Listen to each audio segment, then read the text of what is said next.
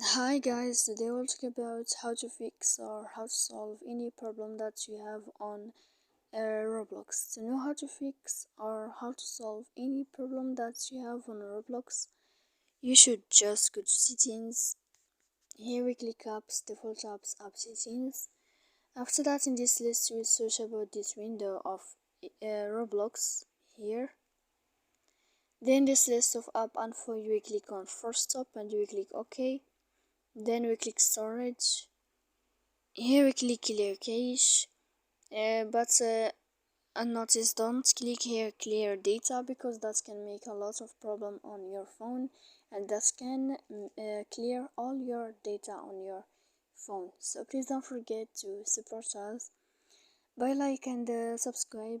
See you next time in another video, and thank you for your attention and your watching.